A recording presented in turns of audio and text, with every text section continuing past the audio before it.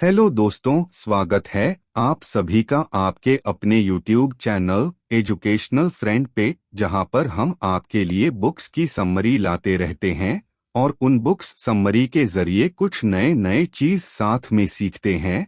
तो अगर आप हमारे चैनल पर नए हो तो हमारे चैनल को सब्सक्राइब कर एजुकेशनल फ्रेंड फैमिली का हिस्सा बने। Where good ideas come from ये बुक समरी पर जीवन के विकास और विज्ञान के इतिहास के बारे में बताती है। ये न्यूयॉर्क टाइम्स की बेस्ट सेलर है जो नए आविष्कार करने और नए खोज करने के तरीके बताती है। ये बुक किसके लिए है? एक डॉट जो व्यक्ति विज्ञान के इतिहास को जानने में रुचि रखता है। दो, जो व्यक्ति पृथ्वी पर जीवन के विकास के बारे में पढ़ना पसंद करता है। तीन, जो व्यक्ति क्रिएटिव बनना चाहता है। लेखक के बारे में स्टीवन जॉनसन एक अमेरिकी विज्ञान के लेखक हैं। वो the wall street journal, the new और द फाइनेंशियल टाइम्स के लिए नियमित रूप से लिखते हैं। Everything bad is good for you और द गोस्ट उनकी बेस्ट सेलर किताबें हैं। यह किताब आपको क्यों पढ़नी चाहिए? दुनिया आज बहुत तेजी से तरक्की कर रही है। जितनी तरक्की इंसानों ने 3000 सालों में नहीं की थी, उससे ज्यादा तरक्की उसने पिछले 30 सालों में की है। इंटरनेट की मदद से जानकारी आज दूर दूर तक पहुंच रही है। हर रोज हम अखबारों में एक नए आइडिया या नई खोज के बारे में पढ़ते हैं। मार्केट में हर तीसरे महीने एक नए फीचर वाला फोन आता है। क्या आपने कभी सोचा है कि लोगों को इतने सारे आविष्कार करने के आइडियाज कहां से आते हैं? क्या आपको पता है कि किस तरह से दुनिया के महान वैज्ञानिकों के दिमाग में उनके आविष्कार का आइडिया आया था? यह किताब इन्हीं सवालों का जवाब देती है। यह किताब बताती है कि हमारे अंदर नए आइडियाज किस तरह से पैदा होते हैं। इस किताब की मदद से आप अपनी सोच को बेहतर बनाना और नए आइडियाज पैदा करना सीख पाएंगे। इसे पढ़कर आप सीखेंगे। एक, वो कौन सी चीजें हैं जो नई सोच को बढ़ावा देती हैं। दो, हमारी गलतियां किस तरह से कभी कभी फायदेमंद होती हैं। तीन, किस तरह से आप अपनी क्रिएटिविटी को बढ़ा सकते हैं। चलिए जानते हैं नए खोज करने का तरीका। विकास और नई सोच अक्सर एक दूसरे के साथ साथ चलते हैं। 4 अरब साल पहले कार्बन हर चीज में पाया जाने लगा। या यूं कह लीजिए कि कार्बन की मदद से ही हर चीज बनने लगी। लेकिन ऐसा नहीं कि इन कणों ने अचानक से खुद को व्यवस्थित करके सूरजमुखी या गिलहरी जैसे जीवित चीजें बना ली। पहले कार्बन को मॉलिक्यूल बनाना पड़ा। उस मॉलिक्यूल से कुछ पॉलीमर बने जिनसे प्रोटीन बना। उस प्रोटीन से सेल बने और उन सेल्स से प्राचीन जीव और बहुत सी छोटी चीजें बनी। हर कदम पर उन्होंने कोई नई रचना की, फिर कहीं जाकर कार्बन सूरजमुखी बना पाया। इसी तरह ईबे 1950 में नहीं बनाया जा सकता था। सबसे पहले किसी ने कंप्यूटर का आविष्कार किया, फिर किसी ने उन कंप्यूटरों को एक साथ जोड़ने का तरीका खोजा और वर्ल्ड वाइड वेब बनाया। अंत में एक ऐसा प्लेटफॉर्म बनाया गया जहां पर ऑनलाइन पैसे दिए जा सकें। इसके बाद कहीं जाकर ईबे बन पाया। अगर यूट्यूब 1990 में आया होता तो वो सफल नहीं हो पाता, क्योंकि उस समय न तो तेज इंटरनेट था और न ही वो सॉफ्टवेयर था जिससे नए वीडियो देखे जा सकें। इसलिए आसान शब्दों में कहें तो अगर परिस्थितियां अनुकूल नहीं हैं तो बड़े काम सफल नहीं हो सकते। इस तरह से कोई भी चीज अचानक से नहीं बन जाती, बल्कि उसके बनने के पीछे बहुत सी चीजों का हाथ होता है। वो चीजें जो आपस में आकर जुड़ती हैं, तब कहीं जाकर एक नई खोज हो पाती है। दुनिया को बदलने वाली सोच कभी अचानक से पैदा नहीं होती, बल्कि वो समय के साथ धीरे धीरे पैदा होती है। अगर हम नए खोज की दुनिया को देखें तो लगता है कि वो उन खोजों को करने वाले वैज्ञानिकों के दिमाग में उसका आइडिया अचानक से आ गया था। लेकिन असल में ऐसा कुछ नहीं होता। किसी खोज को करने में या किसी नई चीज को बनने में समय लगता है। डार्विन का कहना था कि जब वो माल्थस के जनसंख्या विकास के बारे में पढ़ रहे थे तभी उनके दिमाग में नेचुरल सिलेक्शन के सिद्धांत का ख्याल आया। लेकिन उनकी नोटबुक से पता चलता है कि पहले भी कई बार उन्होंने कुछ ऐसा ही सोचा था। इससे यह पता लगता है कि नेचुरल सिलेक्शन का सिद्धांत उन्हें समय के साथ धीरे धीरे समझ आया था। कुछ इसी तरह वर्ल्ड वाइड वेब भी बना था। बचपन में टिम बर्नर्स-ली ने विक्टोरिया के समय की एक किताब पढ़ी। उसमें उन्हें पोर्टल ऑफ इंफॉर्मेशन का जिक्र मिला जिसे पढ़कर वे काफी प्रभावित हुए। इसके कुछ 10 सालों बाद वो स्विस CRN लैब में एक कंसल्टेंट की तरह काम करने लगे। वहां पर उन्होंने किसी भी सूचना को इकट्ठा करना और आपस में उन्हें एक नेटवर्क से जोड़ने पर काम शुरू किया। कुछ 10 सालों बाद CRN ने उन्हें इस प्रोजेक्ट पर और काम करने की इजाजत दी।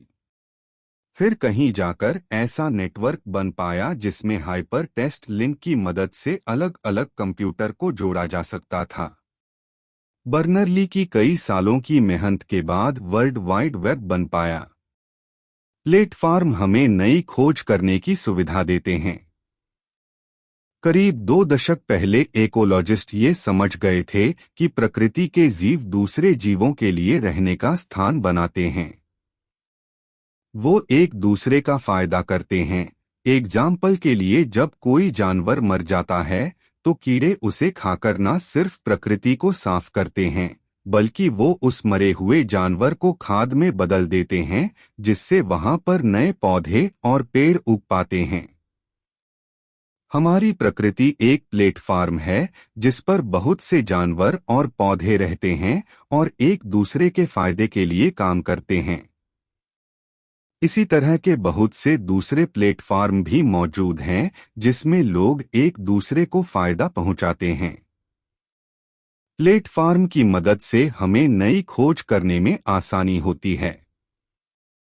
GPS ग्लोबल पोजिशनिंग सिस्टम एक ऐसे ही प्लेटफॉर्म का एग्जाम्पल है। पहले GPS सिर्फ सेना के इस्तेमाल करने के लिए बनाया गया था, लेकिन अब GPS ट्रैकर का इस्तेमाल मैप्स, एडवर्टाइजिंग जैसे कई चीजों में इस्तेमाल किया जा रहा है। GPS प्लेटफॉर्म की मदद से आज नई नई टेक्नोलॉजी का विकास हो पा रहा है जिससे कंपनियों के साथ साथ ग्राहकों का भी फायदा हो रहा है। एक प्लेटफॉर्म कई और प्लेटफॉर्म का आधार बनाती है जो अनगिनत आविष्कार को जन्म देता है। ट्विटर की कहानी भी ऐसी ही है। सबसे पहले इंटरनेट नाम का एक प्लेटफॉर्म है जहां पर बहुत से लोग जानकारियां बांटते थे। इस प्लेटफॉर्म के आधार पर ट्विटर बना जहां पर लोग अपनी हर रोज की जिंदगी की खबरें लोगों के साथ बांटने लगे।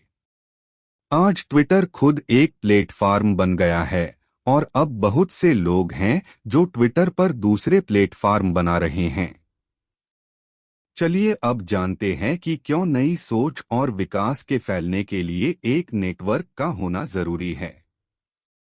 कार्बन हर जीवित चीज में पाया जाता है क्योंकि वो दूसरे कणों से काफी आसानी से जुड़ जाता है और प्रोटीन जैसे कॉम्प्लेक्स मॉलिक्यूल बना लेता है।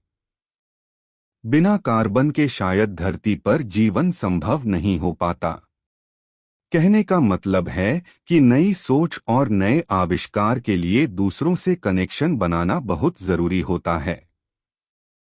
जब इंसानों ने शहर और कस्बे बनाना शुरू किया तो वो अपनी सोच और आविष्कारों को ज्यादा लोगों तक पहुंचा पाए। अगर ऐसे कनेक्शन नहीं बने होते तो इंसान के साथ उसकी नई खोज भी खत्म हो जाती। इसलिए अपनी सोच को दूसरों तक पहुंचाने के लिए एक अच्छा कनेक्शन होना जरूरी है। फॉर मॉलिक्यूलर बायोलॉजी लैब में वैज्ञानिकों ने अपनी खोज को और अच्छे तरीके से समझने के लिए अपने हर आइडिया रिकॉर्ड करना शुरू किया। वो दूसरे लोगों के साथ बैठकर अपने काम के बारे में बात करते थे। ऐसे ही किसी मीटिंग में एक वैज्ञानिक के दिमाग में माइक्रोस्कोप का आइडिया आया था, जो कि आज हर लैब का एक जरूरी हिस्सा बन चुका है। रिसर्च में भी ये पता चलता है कि क्रिएटिव लोगों का सोशल नेटवर्क होता है। वो कई लोगों से मिलते जुलते हैं, इसलिए उन्हें अलग अलग चीजों से संबंधित नए आइडियाज के बारे में पता लगता है। छोटे कस्बों के मुकाबले शहरों में लोग एक दूसरों से ज्यादा मिलते हैं, एक दूसरों के साथ नई सोच विचारों को बांटते हैं।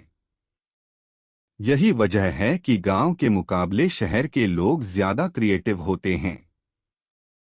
हालांकि ऐसा क्रिएटिव नेटवर्क अब सिर्फ शहर तक सीमित नहीं रह गया है।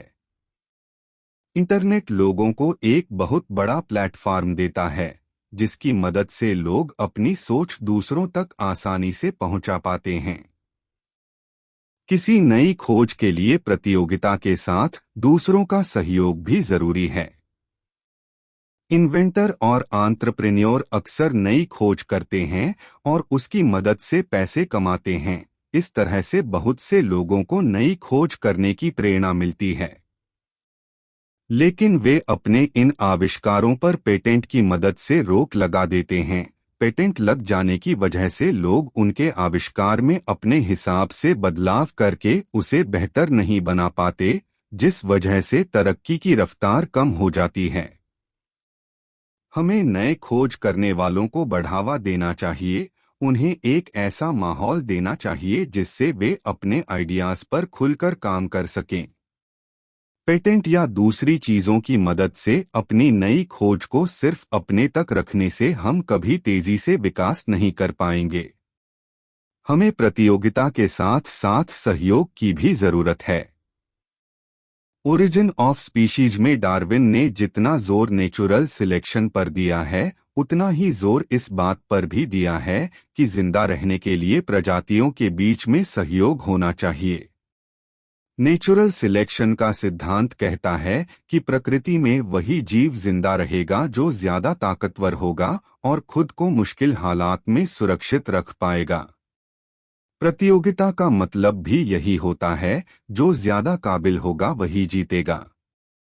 लेकिन अगर वे एक दूसरे के साथ मिलकर काम करना छोड़ देंगे, तो वे जिंदा नहीं रह पाएंगे। जानवरों को जिंदा रहने के लिए पेड़ पौधों की और पेड़ पौधों को जिंदा रहने के लिए जानवरों की मदद की जरूरत हमेशा पड़ेगी।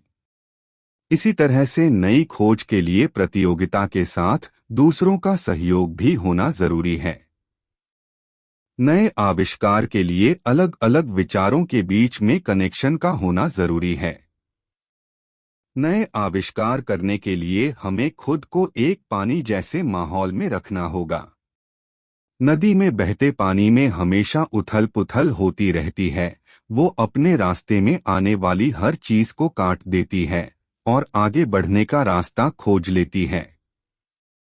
लेकिन इतनी उथल पुथल के बाद भी पानी के मॉलिक्यूल का हाइड्रोजन बांड उसे जोड़कर रखता है, जिससे पानी हमेशा एक धारा में बहती है। पानी बहुत सी अलग अलग चीजों को अपने साथ लेकर चलती है और उनके बीच में कनेक्शन बनाती है। नई सोच के लिए हमें खुद को पानी की तरह के माहौल में रखना होगा, जहां हमें स्थिरता भी मिले और अस्थिरता भी। हमें एक ऐसा माहौल चाहिए जिसमें हमारे रास्ते में लगातार कुछ रुकावटें आती रहें और हमारे अंदर उथल पुथल मचती रहे। इसके साथ ही हमें एक धारा में बहना होगा और बहुत सी दूसरी चीजों के साथ कनेक्शन बनाना होगा, ताकि हम आसानी से किसी समस्या का समाधान खोज सकें। कभी कभी दिमाग में एकाएक ऐसे विचार आ जाते हैं जो किसी नई खोज को करने में हमारी मदद करते हैं। एग्जाम्पल के लिए सपने एक ऐसी जगह हैं जहां अलग अलग विचार एक दूसरे से मिलते हैं। मनोवैज्ञानिक ने इस बात की पुष्टि भी की है कि जब हम किसी समस्या से परेशान होकर सोते हैं तो सपने उसे सुलझाने में हमारी मदद करते हैं। सदियों पहले एक जर्मन केमिस्ट केकुले ने एक सपना देखा था। उस सपने में एक सांप अपनी ही पूंछ को काट रहा था। इस सपने के बाद ही केकुले समझ पाए कि बेंजीन मॉलिक्यूल में कार्बन एक रिंग का आकार लेता है।